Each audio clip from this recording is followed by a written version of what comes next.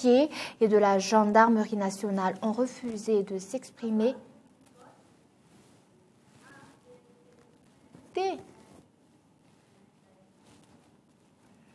Ont refusé de s'exprimer.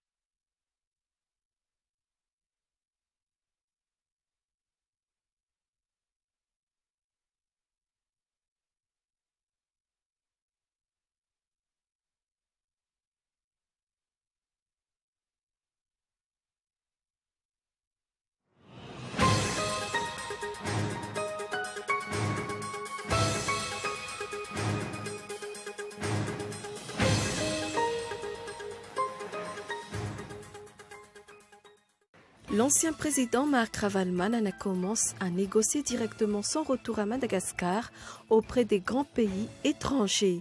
Intervenant en direct au Magro, Marc Ravalomanana réitère fermement qu'il est désormais dans le camp de l'opposition.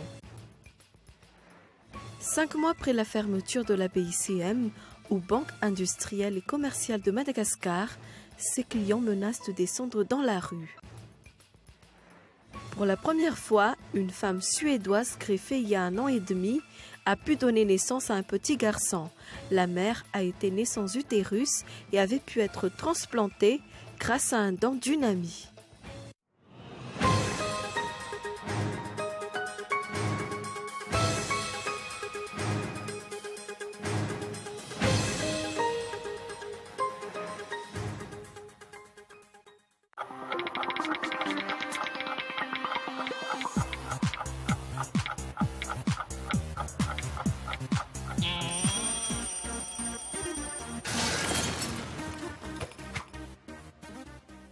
Du grand spectacle arrive sur Canal+.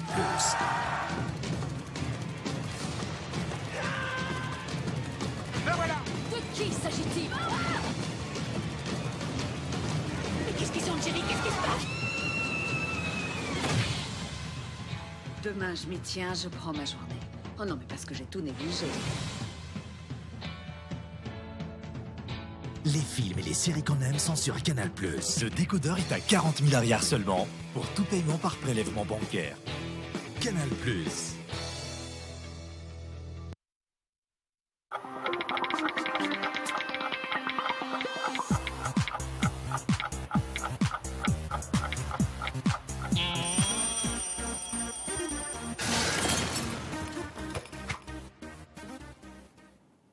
Bonsoir, bienvenue et merci d'être fidèle à ce rendez-vous avec l'actualité en français sur Cool TV.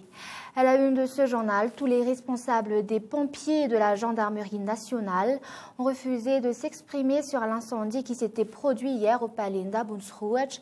Tous ont affirmé que l'enquête est déjà en cours, même si aucune plainte n'a été déposée. Cet événement est similaire à l'attentat à bombe qui s'était produit à Nous le 25 janvier dernier. Les responsables au sein de la présidence affirment que cela n'a rien à voir avec le contexte politique actuel, mais juste un accident.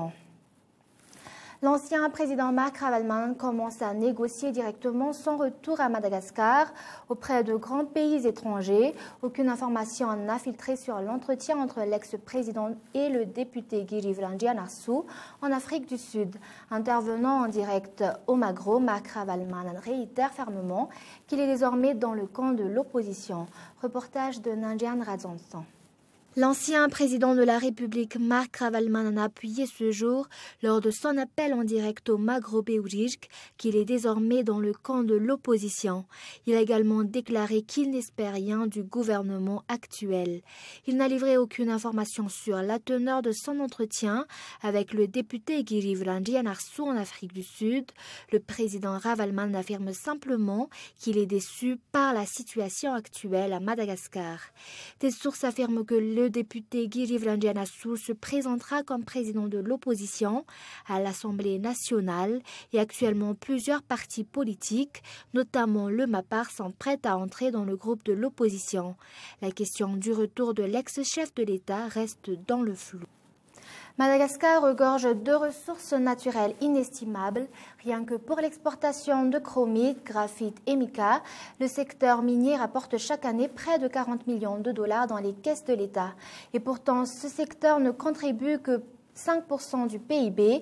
L'exportation illicite des pierres précieuses et des pierres brutes en sont les principales causes.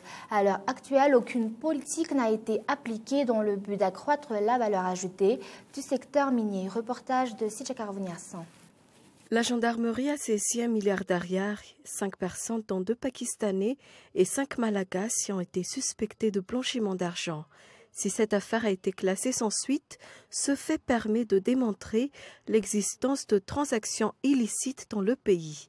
Les pierres précieuses sont souvent l'objet de ces ventes clandestines.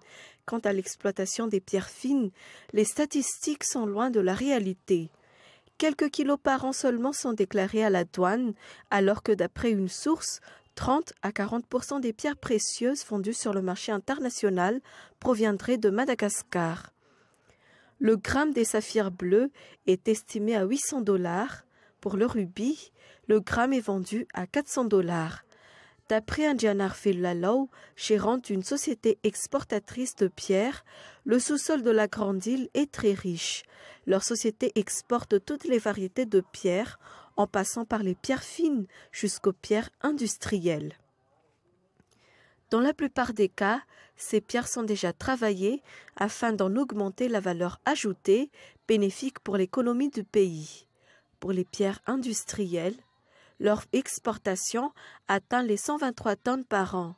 Avec le boom de la lithothérapie, une méthode médicinale très répandue à l'extérieur, les labradorites, quartz rose et les bois fossiles sont très prisés sur le marché mondial.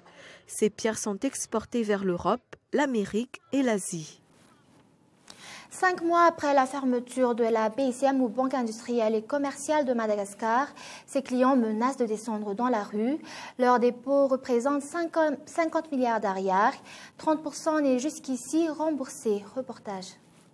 Le rassemblement des clients de la BICM afin de trouver une solution à leur remboursement s'est poursuivi ce jour à la gare de Souarane après un ultimatum de 48 heures adressé à l'État mardi dernier.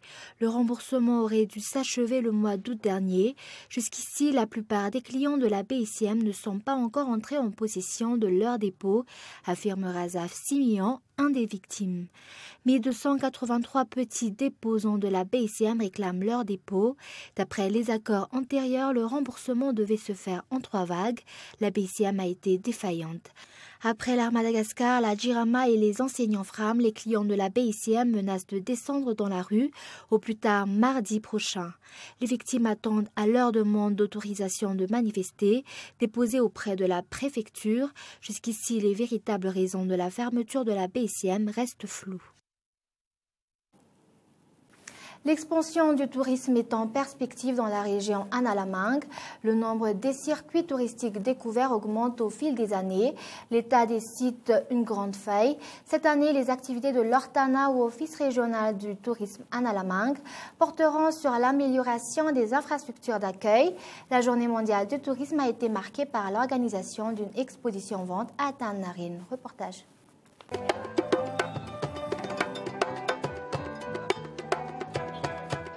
Près de 340 000 touristes ont visité la Grande Île en 2008. Depuis la crise de 2009, l'affluence des touristes ne frôle même pas le 1/3 de ses résultats. Si les sites balnéaires tels que Sainte-Marie et Nouspé sont les plus prisés, Antananarivo commence à captiver les touristes étrangers. Analamang est une région particulière puisque nous avons de nombreux sites historiques, puisque entre autres nous avons des sites historiques comme la colline d'Ambuimang. Donc tous les sites historiques sont axés sur l'histoire des rois Mirn et c'est une spécificité de la région Analamang. À elle seule, Analamang compte une centaine de circuits touristiques. En vue de promouvoir le tourisme, l'Ortana procède à leur réhabilitation. Par exemple, nous avons aménagé cette semaine le site de Ngavkil. Nous avons installé des circuits balisés et aussi des panneaux d'interprétation pour permettre justement aux touristes de visiter ce site touristique tout seul. Pour Analamang, la journée mondiale du tourisme a été marquée par l'organisation de ventes-expositions de produits artisanaux et des produits phares de la région. L'événement a été organisé au jardin public d'Atananarine. Le ministère du Tourisme procède actuellement au recensement des guides touristiques en fonction. En vue de formaliser la profession, des formations sont organisées à l'initiative du ministère. Le diplôme de BEPC est requis pour le poste de guide local. Le poste de guide national, par contre, nécessite 2 années de formation après le baccalauréat. Écoutez les explications. Oui, le ministère organise des formations au métier de guide dans différentes localités. La dernière fois, on a mené cette action à Fort-Dauphin. On a pu sortir 43 guides qui ont obtenu des attestations d'aptitude au métier des guides touristiques. Depuis un mois environ, la viande de zébu ne suffit plus aux boucheries de la capitale. À Madagascar, les normes sur l'abattage des bovidés sont encore inexistantes. D'ailleurs, elles ne rentrent pas encore dans les exigences des consommateurs, selon le ministère de l'Élevage. Par conséquent, l'anarchie totale règne en matière d'approvisionnement en viande à Madagascar. La vente de viande de chien à Mbuybo a récemment donné la preuve de cette anarchie. À l'heure actuelle, les abattoirs semblent progressivement se conformer aux normes asiatiques. Les Chinois émergent de plus en plus dans ce domaine. L'emprise grandissante des Chinois sur le marché provoque la gronde chez les tenants d'abattoirs. Enquête sur les abattoirs à Madagascar, suivez l'émission À la ligne demain à 19h sur Cool TV. Et place aux actualités internationales. Pour la première fois, une femme suédoise greffée il y a 1 an et demi a pu donner naissance à un petit garçon. La mère a été née sans utérus et avait pu être transplantée grâce à un don d'une amie. 2 greffes de l'utérus ont échoué en Arabie Saoudite et en Turquie. Des opérations similaires ont été déjà planifiées dans de nombreux pays. Reportage sur les images de France 24. Un bébé en bonne santé. L'espoir de tous ceux qui attendent un enfant. Le mois dernier, ce rêve est devenu réalité pour un couple suédois. La mère, qui a souhaité rester anonyme, est née sans utérus.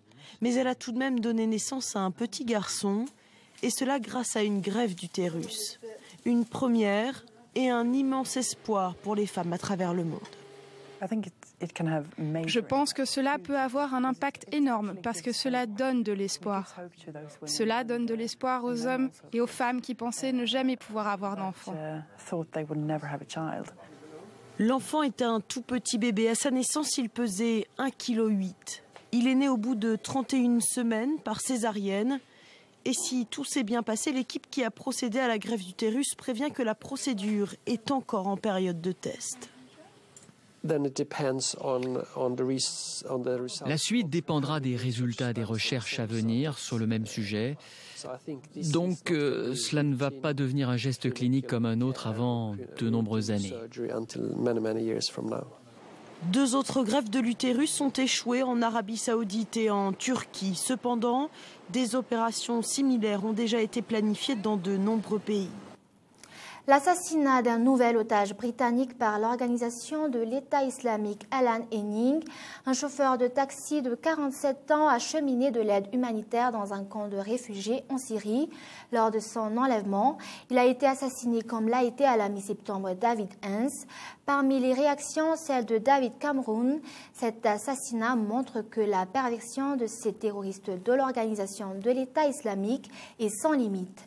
Écoutez les explications du Premier ministre britannique sur les images de France 24. L'assassinat d'Alan Henning est absolument odieux.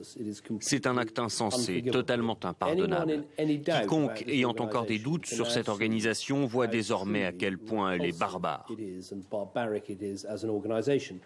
En tant que pays, nous devons tout faire avec nos alliés afin de vaincre cette organisation dans la région, mais aussi sur le territoire national. Et nous devons faire tout notre possible afin de traquer et trouver les responsables. Juste après ce journal, suivez un film intitulé Sextape. Et c'est la fin de ce journal. Merci de l'avoir suivi. Nous vous donnons rendez-vous la semaine prochaine. Au revoir et bonne soirée sur Cool TV.